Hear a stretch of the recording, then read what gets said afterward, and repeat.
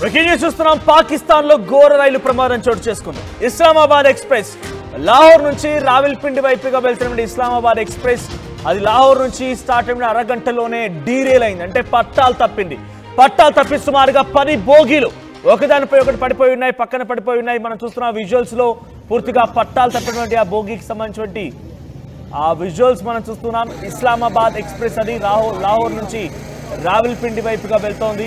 So 10ల సంఖ్యలో బోగీలు పట్టాలు తప్పడంతో దాదాపుగా 100 మందికి పైగా గాయాలైనట్టు తెలుస్తోంది. పలువురు మృతి చెందారు కూడా.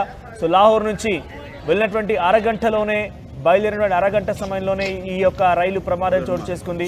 అయితే దీని వెనుక బలూచిస్తాన్ లిబరేషన్ ఆర్మీ ఉంది అనేది పెద్ద అనుమానం వ్యక్తమవుతోంది. గతంలో కూడా మనం చూసాం, జాఫర్ ఎక్స్ప్రెస్ ని హైజాక్ చేశారు. జాఫర్ ఎక్స్ప్రెస్ ని అక్కడ పట్టాలు పేల్చేసి డీరైల్ చేసే విధంగా, అంటే పట్టాలు తప్పే విధంగా పట్టాలను తొలగించారు కూడా. సో ఇప్పుడు అదే జరిగిందని అనుమానం వ్యక్తమవుతున్నాయి. ఇప్పుడు కూడా ఇక్కడ ఇస్లామాబాద్ ఎక్స్ప్రెస్ ని కూడా హైజాక్ చేసేందుకు ప్లాన్ చేశారు. అది కుదరకపోవడంతో పట్టాలు తొలగించి పట్టాలు తప్పిపోయే విధంగా ప్రయత్నం చేశారనేది బలూచిస్తాన్ లిబరేషన్ ఆర్మీ దీని వెనుక ఉందనేది పాకిస్తాన్ ఆర్మీ అధికారులు అంచనా వేస్తున్నారు. మనం చూస్తున్నాం, రెస్క్యూ ఆపరేషన్స్ కొనసాగుతున్నాయి. అక్కడ ప్యాసింజర్స్ అందరినీ కూడా తొలగించే ప్రయత్నం కొనసాగుతోంది. ప్యాసింజర్ అందరూ కూడా ఒక్కొక్కరిని బయటికి తీసుకొస్తూ ఉన్నారు. ఈ ఘటన జరిగింది నిన్న రాత్రి జరిగింది ఈ ఘటన. సో సుమారుగా 50 కిలోమీటర్లు దూరం వచ్చింది. లాహోర్ నుంచి అరగంటలో 50 కిలోమీటర్ల దూరం చేరినటువంటి ఆ ట్రైన్ ఒక్కసారిగా అక్కడికి రాగానే పట్టాలు తప్పింది. రావిల్పిండి వైపుగా వెళ్తోంది ఈ ట్రైన్. సో ద డీరైల్మెంట్ సుమారుగా ఈ ఘటనలో 100 మందికి పైగా కొంత గాయాల పలాంటి తెలుస్తోంది. మరొక పలువురికి చాలా తీవ్రంగా గాయాలైపోయి ఆసుపత్రిలో చికిత్స పొందుతున్నారు. పలువురు మరణించారు. ఇంకా అఫీషియల్ అనౌన్స్మెంట్ లేదు ఎంతమంది మరణించారు అనేది. సో దీనిపై విషయం పైన అక్కడ రైల్వే శాఖ మంత్రి మొహమ్మద్ హనీఫ్ అబ్బాసీ ఒక మీడియా సమావేశం ఏర్పాటు చేశారు. వెంటనే ఒక కమిటీని ఏర్పాటు చేస్తున్నాం, అసలు ఎందుకు ఇది పట్టాలు తప్పాల్సి వచ్చింది అనే విషయం పైన ఒక ప్రత్యేక కమిటీ వేస్తున్నాం, విచారణ కమిటీ ఆదేశించామని చెప్పి మొహమ్మద్ హనీఫ్ అబ్బాసీ అంటున్నారు. ఏదేమైనా ఈ ఘటన పెద్ద ఎత్తున అక్కడ ఆందోళన కలిగిస్తోంది. ఏకంగా మరోసారి డీరైల్మెంట్, అంటే మరోసారి పట్టాలు తప్పింది, ఒక ట్రైన్ని ప్రమాదానికి BLA గురి చేసిన అనగానే పాకిస్తాన్ ఆర్మీ తలడిల్లిపోతోంది. పాకిస్తాన్కి ఇదొక ముచ్చమటలు పట్టే అంశమే. సో లాహోర్ నుంచి రావిల్పిండి వైపుగా వెళ్తున్నటువంటి ఆ ట్రైన్లో సుమారుగా కొన్ని వేలాది మంది ప్రయాణిస్తూ ఉన్నారు. సుమారుగా 10 బోగీలు తలకిందులైపోయాయి, పూర్తిగా ఒకదానిపై ఒకటి పడిపోయి ఉన్నాయి. సో ఇప్పటికే చాలామంది మరణించి ఉంటారనేది ఒక ప్రాథమిక అంచనాగా వస్తున్నారు. కానీ ఎంతమంది ఏంటి ఎలా ఉన్నారనేది ఇంకా అధికారులు ధృవీకరించుకోలేకపోతున్నారు. రాత్రి సమయంలో జరిగింది ఈ ఘటన. సో నిన్న రాత్రి ఈ ఘటన చోటు చేసుకుంది. సో అక్కడ వెళ్తున్నటువంటి దారిలో ఒక్కసారిగా పట్టాలు తప్పిపోయి తలకిందులైపోయిన ట్రైన్ సంబంధించిన అంశాన్ని రెస్క్యూ ఆపరేషన్స్ కొనసాగుతున్న దృశ్యాలు మీరు చూస్తున్నారు. సో ప్రస్తుతానికి దీని వెనక బలూచిస్తాన్ లిబరేషన్ ఆర్మీ ఉందనేది చాలా పక్కా అనుమానం వ్యక్తం చేస్తున్నారు పాకిస్తాన్కి సంబంధించినటువంటి ఆర్మీ అధికారులు. మొహమ్మద్ అబ్బాసీ రైల్వే శాఖ మంత్రి, ఆయన కూడా ఒక ప్రత్యేక విచారణ కమిటీని ఆదేశించారు. రాత్రే ఆయన మీడియా సమావేశం ఏర్పాటు చేసి ఈ ఘటన పైన మేము ప్రస్తుతానికి పరిస్థితి అంచనా వేస్తున్నామని చెప్తున్నారు ఆయన. అందుకే పాపం పండెను నేడు అనేటువంటి ఒక మాట విన్నాం కదా. కాలం కలిసి రాకపోతే డెఫినెట్గా ఇబ్బందులు పడతాం. ఆ తర్వాత మనం కుట్రలు చేయాలి, కుతంత్రాలు చేయాలి. ఒక భారతదేశం లాంటి దేశం పైన మనం కుతంత్రాలు చేస్తున్నామంటే అంతకంతకి పాపం పండుద్ది. డెఫినెట్గా ఆ పాపం ఈరోజు పడినట్టుగానే ఉంది అక్కడ ఆర్మీ అధికారులకి. కొంతమంది ఆర్మీ అధికారులు కూడా ట్రైన్లో ప్రయాణిస్తూ ఉన్నారట. సో పాకిస్తాన్ ఎంత నీచంగా ఎంత దుర్మార్గంగా ఇతర దేశాలపైన ప్రయత్నం చేయాలనుకుంటుందో అంతకంతకి రోజుకి దిగజారిపోతోంది. అంతకంతకి రోజుకి వాళ్ళ యొక్క స్థాయి ఇంకా పూర్తిగా నేల కతుకుతోంది. ఆర్థిక వనరులు గంగలగలుస్తున్నాయి. అమెరికా లాంటి దేశం మీద కొంత సాయం చేయాలని ఆలోచన చేస్తోంది, సాయం చేసే సిద్ధమైంది, సాయం చేస్తోంది కూడా. కానీ అయినా ఏమాత్రం పాకిస్తాన్ కోలుకోవడం లేదు. పాకిస్తాన్కి పాపం పండినట్టుగానే భావించాలి. ఒకసారి ఆ సంఘటన స్థలం నుంచి లైవ్ విజువల్స్ చూద్దాం.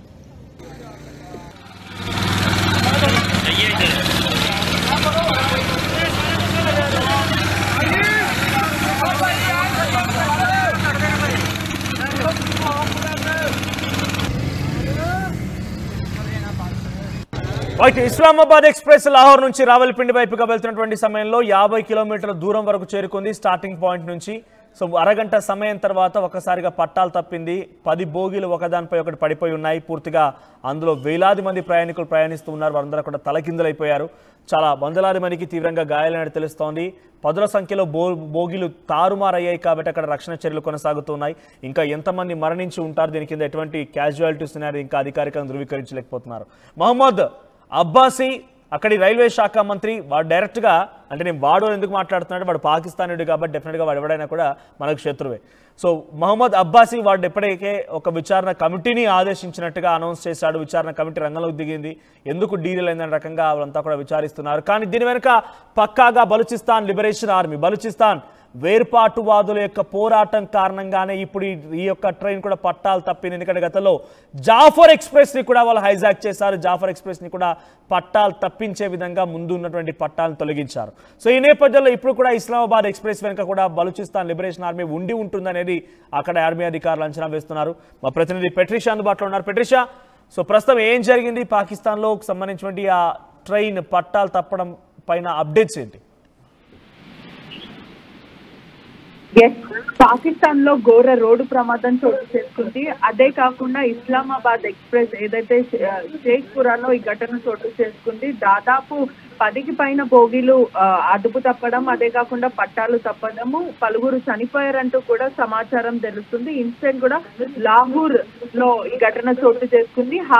బయలుదేరిన హాఫ్ అన్ అవర్ లోనే డిపార్చర్ అయిన వెంటనే కూడా పట్టాలు తప్పిపోవడం, దాని తర్వాత 10 బోగీల పైన కూడా అదుపు తప్పడం, తీవ్రమైన గాయాలు అవ్వడము, దీని వెనకాల కూడా బలూచిస్తాన్ ఆర్మీ ఉందంటూ కూడా అనుమానాలు వ్యక్తం అవుతున్నాయి. మొత్తం మీద కూడా స్థానికులు కూడా చాలా మంది గాయపడ్డారని కూడా తెలుస్తుంది. ప్యాసింజర్స్ అన్ని కూడా స్థానిక హాస్పిటల్ కి తరలించారు. దీని వెనకాల BLA liberation army, Balochistan liberation army ఉందంటూ కూడా అనుమానాలు వ్యక్తం చేస్తున్నారు. ఇప్పటికే బలూచిస్తాన్ కూడా పాకిస్తాన్ లో అనేక సార్లు దాడులు చేయడం, అదే కాకుండా ఎక్స్ప్రెస్ చేయడం యాంటీ పంజాబ్ గురించి కానీ యాంటీ చైనా సెంటిమెంట్స్ కూడా ఎక్స్ప్రెస్ చేయడం జరుగుతుంది. అంటే ప్రధానంగా గత కొన్ని రోజుల నుంచి చూసుకుంటే కూడా పాకిస్తాన్ టాక్టిక్స్ అంతా కూడా ఇంక్లూడింగ్ హ్యూమన్ బాంబ్ వాళ్ళ దగ్గర ఉండడం, అదే కాకుండా ఈ IED అటాక్స్ చేయడము, తరచూ కిడ్నాప్స్ చేయడము, టార్గెటెడ్ అసాల్ట్స్, ఫ్రీక్వెంట్లీగా పాకిస్తాన్ సెక్యూరిటీ ఫోర్స్ పైన దాడులు, ఇన్ఫ్రాస్ట్రక్చర్స్ పైన దాడులు, రైల్వే స్టేషన్స్ పైన గత కొన్ని రోజుల నుంచి కూడా 2025 అంతా కూడా 77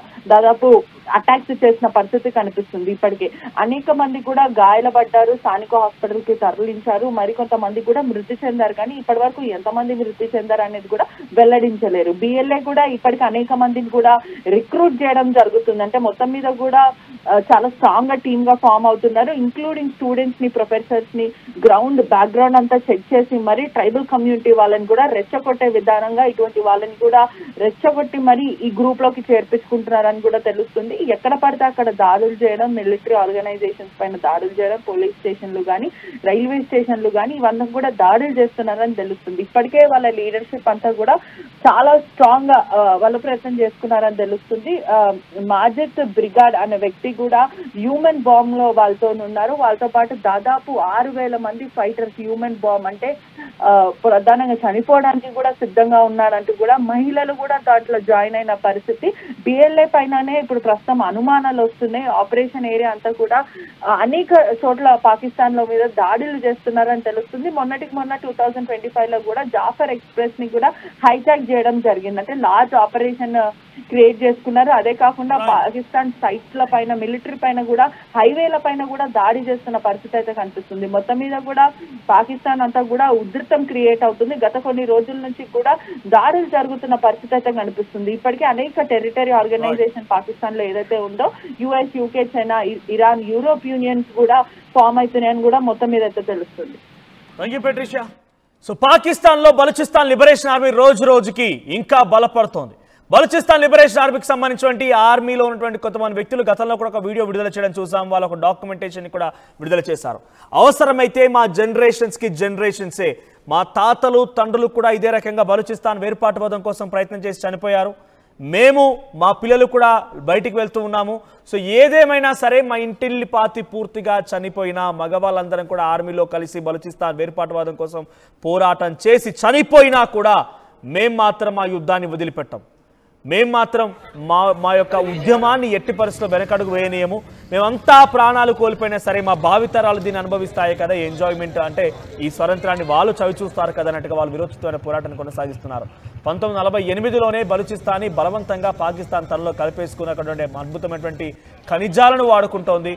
పాకిస్తాన్కి సంబంధించినటువంటి ఆర్థిక వ్యవస్థలో 60% పాకిస్తాన్ సమకూర్చుకుంటుంది బలూచిస్తాన్ నుంచి. బలూచిస్తాన్నే అమ్మకానికి పెడతారు, బలూచిస్తాన్నే ఖనిజాలని తవ్వకాలకు చేపడతారు, బలూచిస్తాన్నే పాకిస్తాన్కి అమ్ముద్ది, బలూచిస్తాన్నే ఇంకో దేశానికి అమ్మిద్ది, బలూచిస్తాన్నే ఇంకో దేశానికి అమ్మిద్ది. పాకిస్తాన్ దగ్గరటువంటి అద్భుతమైనటువంటి ఒక ఖనిజ సంపద కలిగినటువంటి ప్రాంతం బలూచిస్తాన్. దాన్ని విపరీతంగా పాకిస్తాన్ వాడుకొని పాకిస్తాన్ ప్రభుత్వం ఆ బలూచిస్తాన్ని అణచివేత గురి చేస్తూ బలూచిస్తాన్ పూర్తిగా కొంత అగమ్య గోచరంగా పరిస్థితిని దారితీస్తూ ఉన్నాయి. సో దీంతో బలూచిస్తాన్ లిబరేషన్ ఆర్మీ రోజు రోజుకి కఠినతరం చేస్తూ తమ ఉద్యమాన్ని వాళ్ళు పాకిస్తాన్ ఇండియా యుద్ధం సమయంలో కూడా ఒక రకమైనటువంటి రిక్వెస్ట్ చేశారు, మీరు రావాల్సిన అవసరం లేదు, దయచేసి భారతీయులారా, భారత ప్రధాని మోదీ దయచేసి మాకు కొంత యుద్ధ సామాగ్రిని అందించండి, మేము ఈ పాకిస్తాన్ పిచ్చి మూకలు అంతం చేస్తాం, పాకిస్తాన్ పిచ్చి కుక్కల్ని తరిమి కొడతాం, వాళ్ళ